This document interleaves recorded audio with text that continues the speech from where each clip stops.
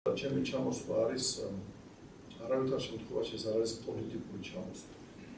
ჩემი პოლიტიკური პარტია ჩამოყალიბებული გვაქვს 2012 წელს. მისი ხელმძღვანელი არის ჩემი მკვიდრი და ნანა ბულვა თბილისი. მე ვარ მისი პოლიტიკური მრჩეველი საერთაშორისო საკითხებში და ამიტომ ჩემი პოლიტიკური პარტიის შესაქმნელად როგორც ზოგიერთები ჩამოვიდნენ და ქმნიან და რაღაცებს გააკეთებენ მომავალში, ამისათვის მე არ ჩამოსულიყო ზუსტად. მე ჩამოვედი უბრალოდ საკითხი მინდა გითხრათ, რომ მალე იწურება 100 დღე იმის შემდეგ, რაც ახალი ხელისუფლება მოვიდა. მე მინდა ვნახო, მე კი არ მინდა ვნახო, მე მინდა შევეკითხო ხალხს მათთვის შეიცვალა რამე თუ არა. კარგია რომ დემოკრატულად შეიცვალა ხელისუფლება. კარგია რომ პრეზიდენტმა გადადგა ეს ნაბიჯი და არ გამოიყენა ის, რასაც ფიქრობდა ხალხი, რომ ის ჯარს გამოიყენებდა, არამედ რაღაცა სისხლით დაეუბრებოდა, იყო ასეთი რაღაც შიში ხალხში, მახსოვს ეს პერიოდი. მაგრამ მან, როდესაც 1 ოქტომბერს არჩევნები მისმა ნაციონალურ მოძრაობამ წააგო, აღიარა და გადავიდა ოპოზიციაში. და დღეს ჩვენ ვიცით და მიუხედავად იმისა, რომ მას უფლება ჰქონდა მთავრობა დაენიშნა თვითონ მან ხელისუფლება დაუთმო ხალხის მიერ არჩეულ ხელისუფლებას, ბატონ ბიძინა ივანიშვილს, თქვენიცით ხელმძღვანელ პრემიერ-მინისტრს და პრემიერ-მინისტრმა დააკონკრეტა თავისი კაბინეტი და ეს ხალხი ელოდება იმ დანაპირებების შესრულებას. ეს არის ის პირობები, რომელიც თქვენ ჩემზე უკეთესად იცით, ქართული ოცნება რა სტიგმებდა ქართულ მოსახლეობას. იმედი მაქვს, რომ მე თავიდან ვიტყვი, რომ სახლის აშენებას უნდა 2 წელიწად არ შეიძლება რომ უცებ ააშენო ყველაფერი, მაგრამ რაღაცა კონტურები მაინც უნდა ჩანდეს, რომ ესე იგი ხალხმა იგრძნოს, რომ მოვიდა ახალი ხელისუფლება. მარტო ესე იგი დაჭერებით, ვინც დასაჭერი არის, ის უნდა რა თქმა უნდა პასუხი აგოს კანონის უზენაესობა, რა თქმა უნდა იყოს. ამას მივესალმებ, მაგრამ ეს არ უნდა იყოს არჩევითი. ეს უნდა ეხებოდეს ნებისმიერ ადამიანს. თუნდაც გუშინდელი ფაქტი, რატომ არ უნდა შემოშვილიყავი?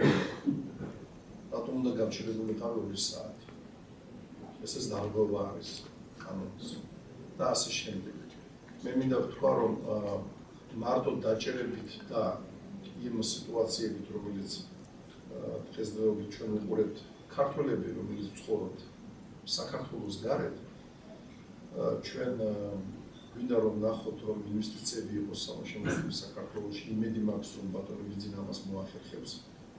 ასევე იმედი მაქვს, რომ ის დანაპირები, რომელიც გააკეთა ქართულ მოსახლეობა, ის ოცნება აუხტიბოს ჩვენ საქართველოს მოსახლეობას, მაგრამ ჩემი მთავარი მიზანი არის ჩამოსვლის, რომ პარალელურად არავითარ შემთხვევაში ხელის შეშლით ან რამითი მინდა დავიწყო ინვესტიციების შემოზღება საქართველოში, პირადად მინდიაგულო და საქართველოს 10 რეგიონში მინდა დავიწყო ბიზნესის განხორციელება და ხალხის დასახელება. ეს თითქმის როგორ ვთქვა, ეს ემთხვევა ჩვენი პარტიისა და ყველა პარტიას დანაპირები ერთმანეთზე ემთხვევა. მაგრამ მე ხელისუფლებაში არა ვარ, მიუხედავად ამისა, ვეცდები, რომ ესე იგი შევქმნა არა მარტო განავითაროთ ესე იგი სპორტი, სოხუმის კლუბი, არამედ მინდა რომ იყოს ესე იგი განვითარებული და აშენებული ქარხნები, უნდა იყოს ესე იგი სამუშაო ადგილები შექმნილი, სოციალური პრობლემები გადაწყვეტილი და ასე შემდეგ. მინდა ხაზზე გავუსვა ერთ მთავარ დეტალს, რომ ასევე მე ვიცი, რომ ძალიან ცუდი მდგომარეობა არის, მე მირეკავ ხშირად და მთხოვენ, რომ ბანკის კვალი მაქვს, კრედიტი მაქვს გადასახდელი, მასახლებენ და ასე შემდეგ და ძალიან ბევრს უგზავნი ჩემს ახლობლებს ფულს იმისაც, რომ გადაარჩინონ თავიანთი ქონება. ვინაიდან ასეთი პრობლემა არის და ოცნებად შეგვერდა სხვათა შორის რომ ამ პრობლემას გადაწყვეტავდა, შეიძლება ჩვენ ყველამ ერთად გადავწყვეტოთ ეს.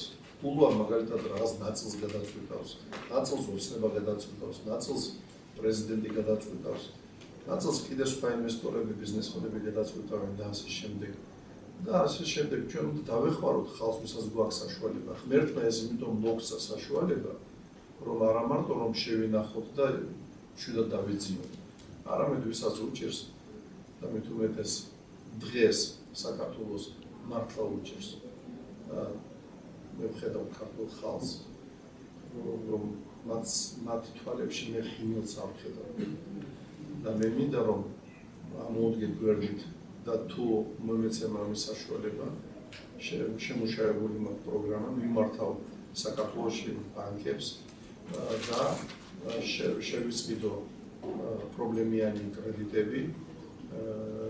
ეს არის თავარი მიზეზი, არ მინდა რომ იყოს 20 და უფრო მეტი მაღალ პროცენტიანი სესხები, არამედ უნდა იყოს 5-6%-იანი ძალიან იაფი ფული და თანაც კარგი იქნებოდა თუ ჩვენ ესე იგი განვადებთ მათ გადახდასაც 6 ან 8 თვით სანამ სამუშაო ადგილებს ჩვენ არ მოუძებდით იმ ხალხს ეს კრედიტები იმიტომ კი არ აიღო რომ რაღაც ეს დაეხარჯა და ეგულავათ ან რაღაც გააკეთებინა ეს კრედიტები ეს იმიტომ აიღეს რომ მათ სხვა გამოსავალი არ ჰქონდათ დღეს იმასაც დაკარგავენ თავიანთ სახლს და პრაქტიკულად სად ცხოვრობენ ეს ხალხი ამაზეც უნდა ვიფიქროთ ეს არის მასიური სიტუაცია საქართველოში